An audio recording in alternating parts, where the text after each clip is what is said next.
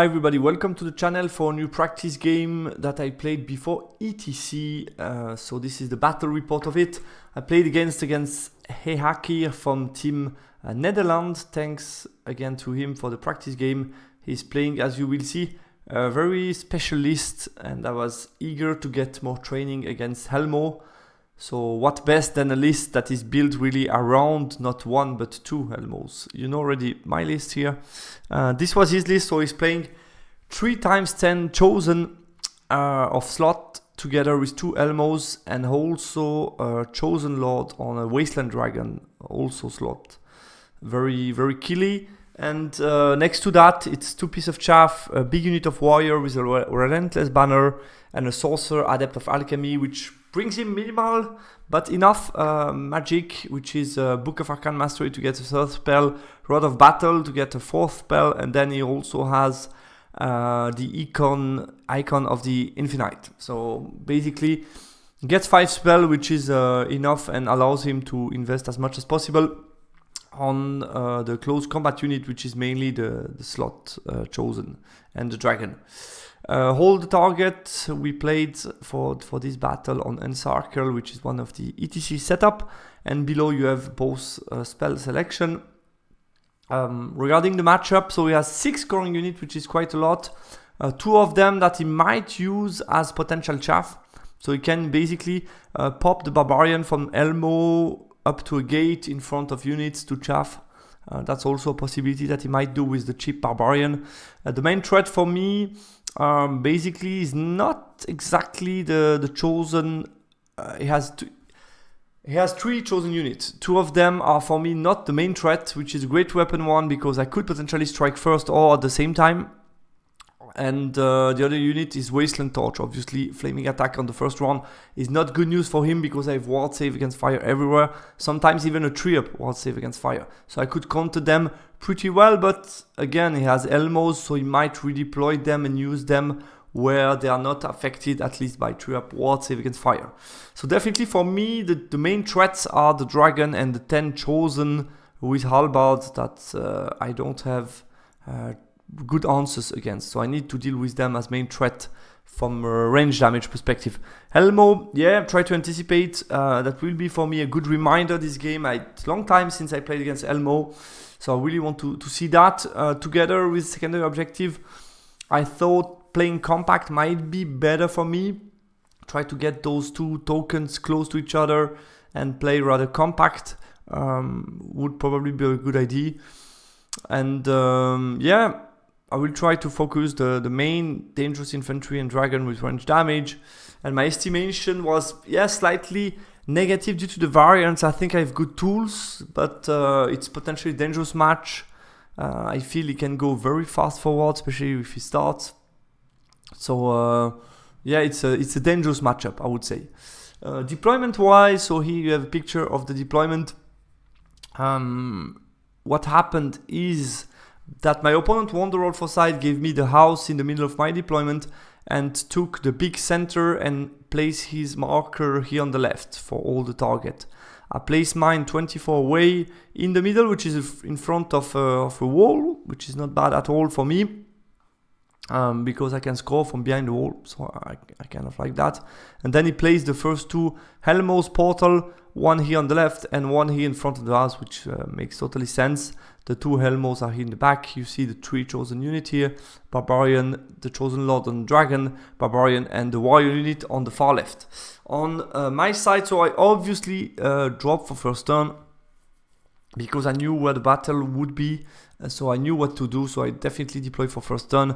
I drop Anointed on the left, Kadim Incarnate, Disciples of Lugar, my chaff unit that can go left, right, and score at the same time. Overlord, here we have the Bastion and other blunderbuss unit that are going to try to play with the wall. And on the far right, I deploy my giant that can easily in one turn jump on the portal and block it.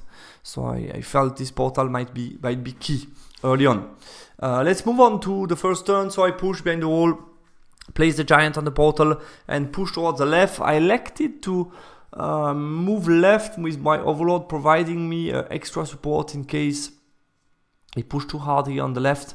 I felt between the portal and what he already had, it could be potentially dangerous to get chosen unit plus a dragon plus the warriors.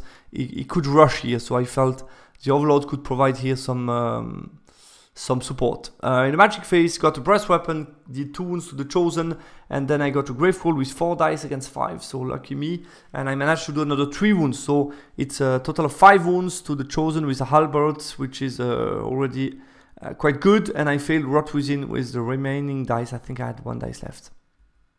His turn 1, so he pushed really hard on the left. He elected to use Relentless Banner on the warrior and come in front of me. He put the dragon behind, ready to counter charge. He pushed as well with Barbarian, ready to score next turn. He moved slightly back with this chosen unit that still have line of sight here on the left. Can easily be used on the gate if they need to later. He moved with the chosen, but with no march to keep the slot effect. Those guys move slightly back. And that was it. In the magic phase, he got +1 to hit on the warrior. I dispelled Hereditary, and the silver spike on the giant did nothing. Let's move on to my turn. So I elected to charge on the left. I felt quite good about that charge. I should be able to do good damage to the warrior. Obviously, it's yeah, we will see after the stat, but I felt between those two, I have a chance to go through. What I a bit forgot about is the fact that when I have here a chance to go through, I went with the Overlord, obviously out of line of sight of both units, but I could have gone a bit more forward to allow those guys potentially to get also a straight overrun. Then here I elected to, basically he put on his turn 2 gates in my back.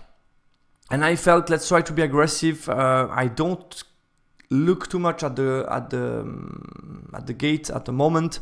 I just push forward, double chaff him, triple chaff him actually, and shoot him and try to do damage while the Overlord comes as support piece. So that was the idea, and basically the Lugars would be a second line support on the left. So basically that's my idea. I bring also 2 scorings on the left within 6, so that's quite nice. And here I have also 2 here, so not going to be too easy for him to contest. I should be 1 up on the secondary after the turn 2. So I get everybody here in range. I have 40 shots against this unit on 5s and 4s, and that's straight wounds, so that can do some damage if I spike a bit, plus magic. So magic phase, let's speak about it. Rot Within on the dragon was cast, which is nice regarding upcoming potential combat.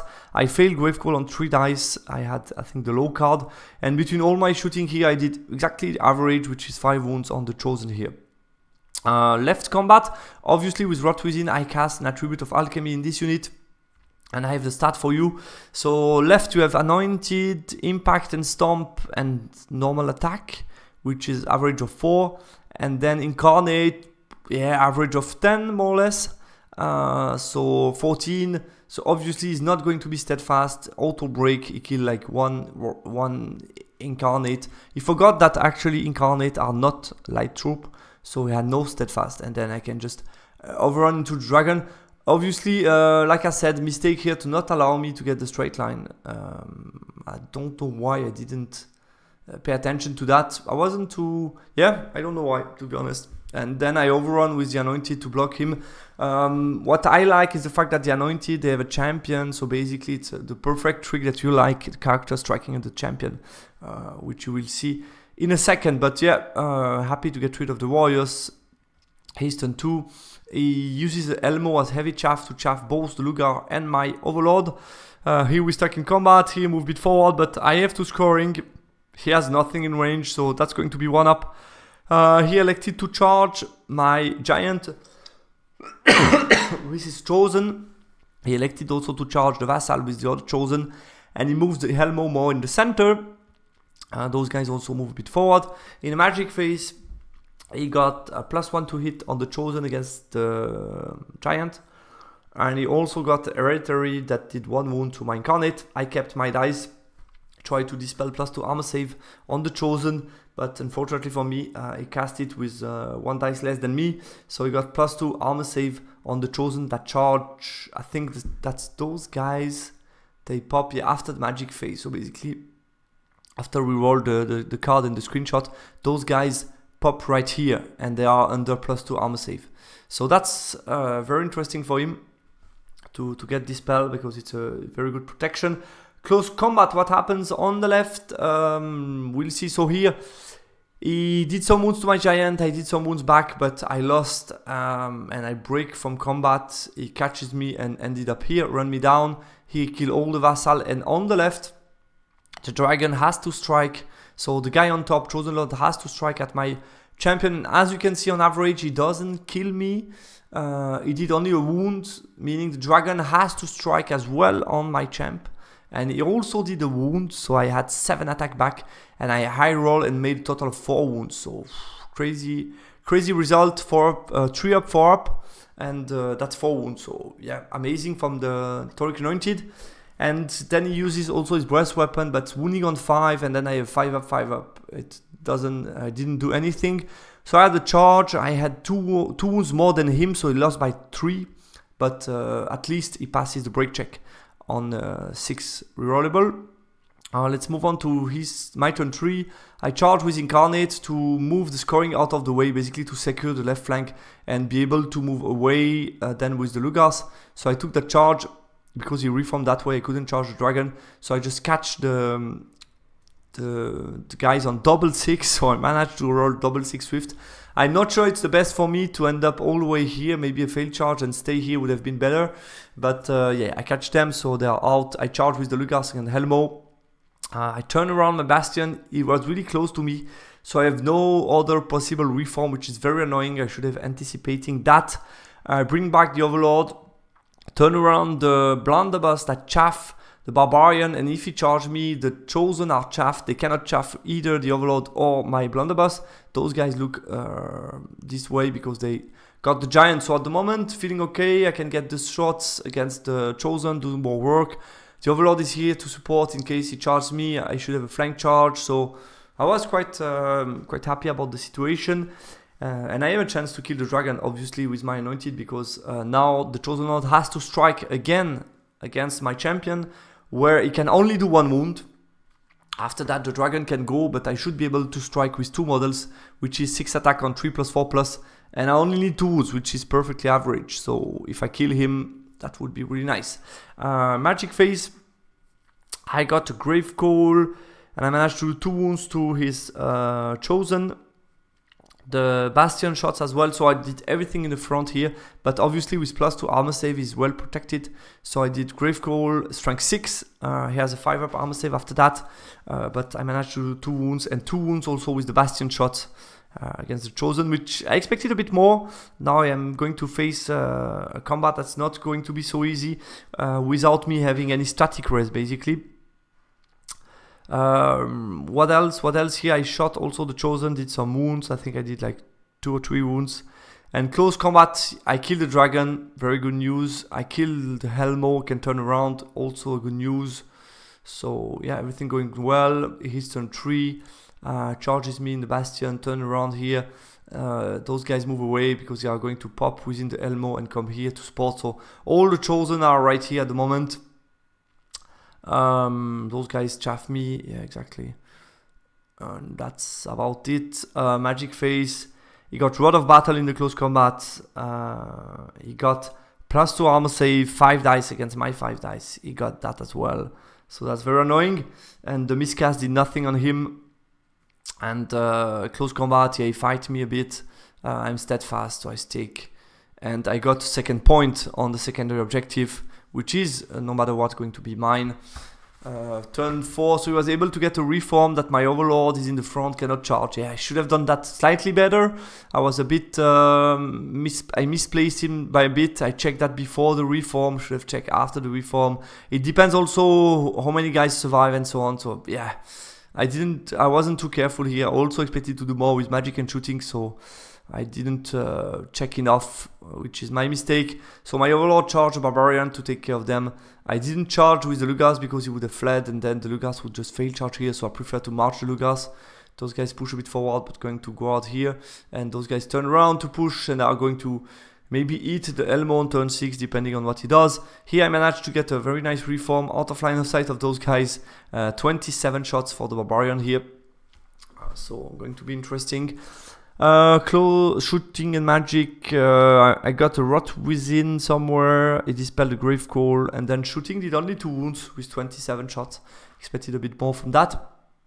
It's on 5 and then 4s. Yeah, should do 4 wounds. And then my opponent, we did that combat, but I survived. With also the BSB was a bit in danger. My mage survived. I kill his mage this turn. But yeah, we elected to stop here. It was getting late, and we saw my opponent saw enough. Me too. I think we saw what we wanted from the matchup, and then it's all about me bringing the strengths, because next turn basically that's going to be free.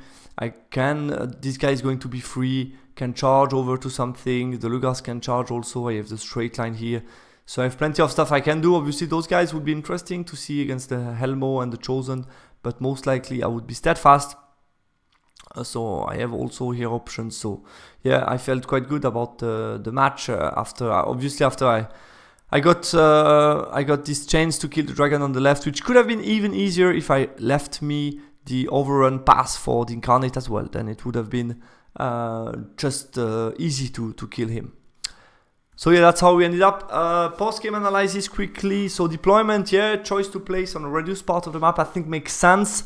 I went for an aggressive approach, especially starting turn 2, chaffing, shooting and stuff, trying to use as much as possible my range damage as soon as possible. I got too much pressure against the Bastion. That's an element that I didn't like. You saw all the Chosen around me towards the end of the screenshot. I could have redeployed I'm not sure pushing the Overlord that much on the left turn 1 was a good idea. Should have stayed closer to the Bastion, I felt. Turn 1, turn 2 ID. Yeah, mistake by my opponent to forget that about the Incarnate, obviously.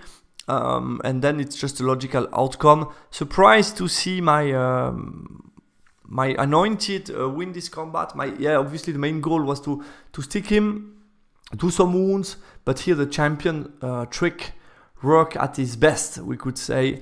And from turn 3 onwards, yeah, the Bastion is stuck. I think here to keep in mind, my character was a bit too much in danger. If you have a look at the picture, I could have, before he charged, I could have left with both. I'm in this position, so I could have left with the mage and the BSB in this unit that is not in danger at all. Get them here.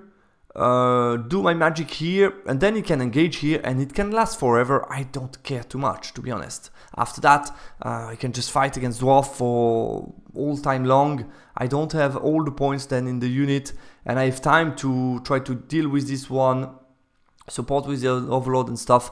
Here what stressed me a bit was the mage is in the unit, the BSB is in the unit, so it's a lot of points here.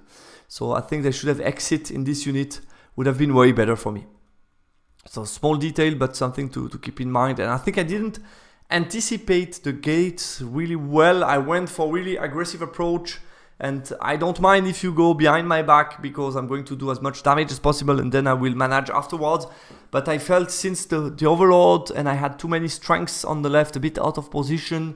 I think I should have recognized after the charge for my turn 2, I should have recognized early on that I'm going to go through most likely. I was a bit afraid that if I don't go through, because it's still dicey, I mean it's hitting on 4+ for Incarnate, so if I fluff a bit and if he stays steadfast, the dragon can countercharge, it can happen a lot, so that's why I wanted the Lugard as a support piece, plus the Lugar also scoring on the left. So I think here the regrets would be more movement phase turn 2 from the Overlord, that not going into the sweet spot, more redeploying in a more defensive way to protect the backline, basically. That should have been the goal from turn 2. If you take the last picture, it's this one here.